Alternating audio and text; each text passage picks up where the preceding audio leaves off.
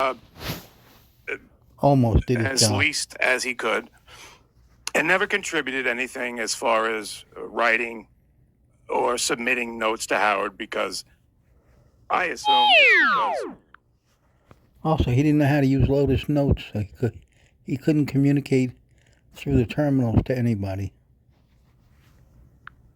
it hurt his ego too much when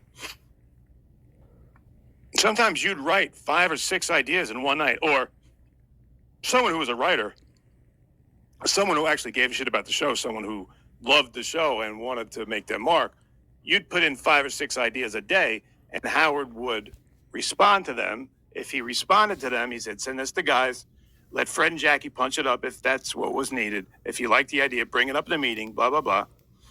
That was something that John never knew because he never contributed anything. All right.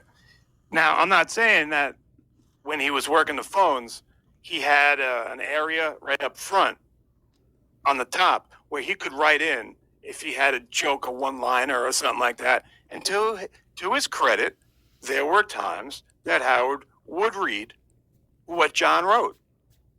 And of course, whenever that happened, John in the back room with all the interns, everybody back there, he'd take a look to see if Gary was over there, if Gary was listening, because it's not what we're doing, John. We're doing a show here. It's not about you. So if he ever got a joke on, I wrote that,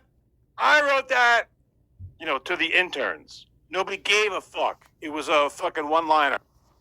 If you put someone through on the phone, I discovered that person. I discovered him because he put his phone call through.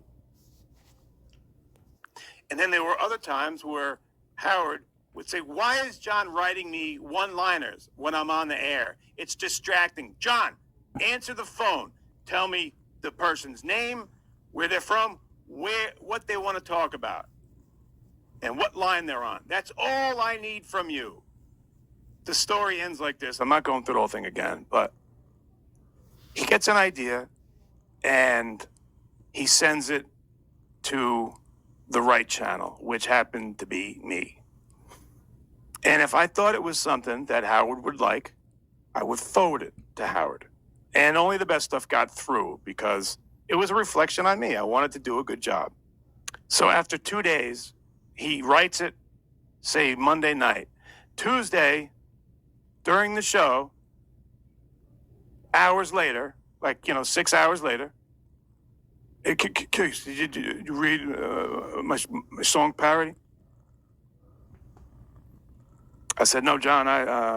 After the show, I'll be reading the new ones that come in. So the next day he comes in. Hey, did you read my? Because he saw that it didn't get forwarded. Did you read my song parody? I'm like, yeah, John. I wasn't a dick, but I must have said something like, I think we've done something quite like that a little bit a couple weeks ago. It's a little bit similar, but hey, good try though. I thought some of it was funny. And you could just see him boiling. So the next day, he goes, why don't you just forward my idea to Howard? I'm like, John, look, man, they hired me to do a job. I'm going to do the best I can. And I'm sure you did. I'm sure of it. So during a break, after Gary does his thing, after I do my thing, John decides to overstep me, thinking that I didn't appreciate his gold song parody. So he goes, hey, Howard, I wrote this thing in case he hasn't forwarded it to you. I don't know why he hasn't. I thought it was a great idea. Did you get a chance to see it? And Howard goes, well, if you wrote something, John, you know how the system goes here, right? Casey is kind of like an assignment editor. He will read everything that comes through. There's a lot of stuff that comes through here, John. So why don't you send it to Casey again? Why don't you send it to Casey again? Not send it to me and I'll look at it. No, send it to Casey again. So